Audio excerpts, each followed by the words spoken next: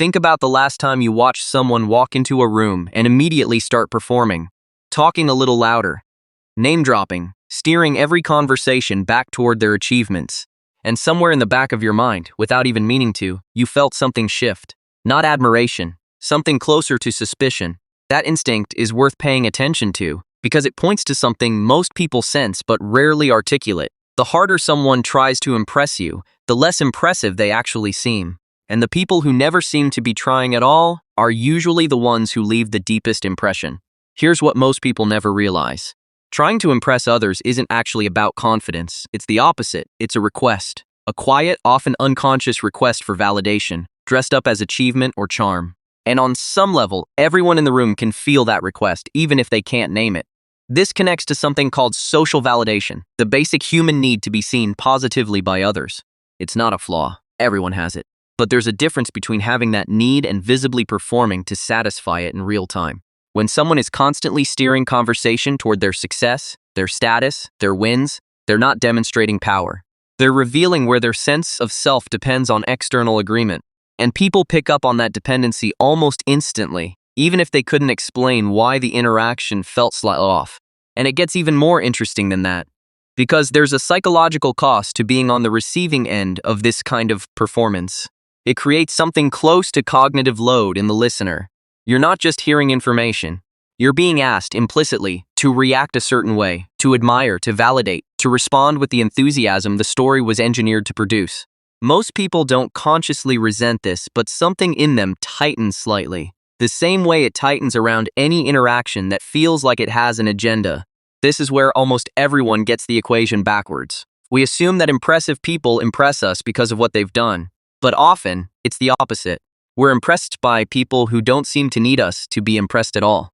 Their accomplishments exist quietly in the background, unadvertised, and that absence of performance is precisely what makes them feel real.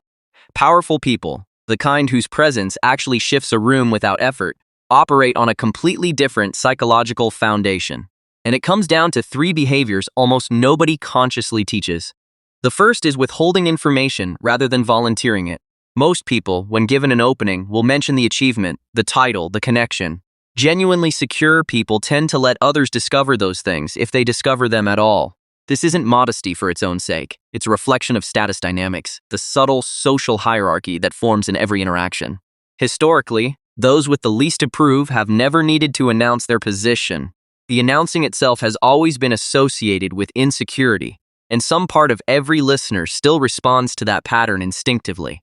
The second is responding to attention with curiosity about others, rather than redirecting it back to themselves. When someone compliments them or asks about their work, they don't use it as a launching pad for more self-promotion. They acknowledge it briefly and turn the conversation outward. This taps into mirror neurons and emotional contagion, the tendency for people to mirror the emotional tone directed at them.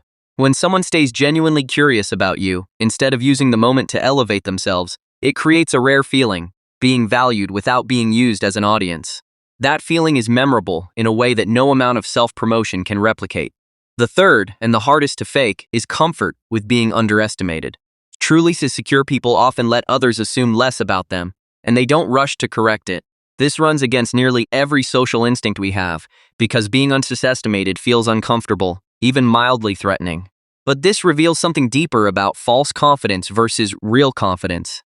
False confidence needs constant external correction. It needs the record set straight immediately. Real confidence can absorb being misjudged temporarily, because it isn't actually dependent on other people's momentary perception. It's anchored somewhere steadier than that. There's a reason this pattern holds up so consistently, and it connects to scarcity. Anything freely and constantly given loses value, including impressiveness itself. When someone shares their accomplishment sparingly, almost reluctantly, those moments carry more weight, precisely because they're rare. Compare that to someone who mentions their success in every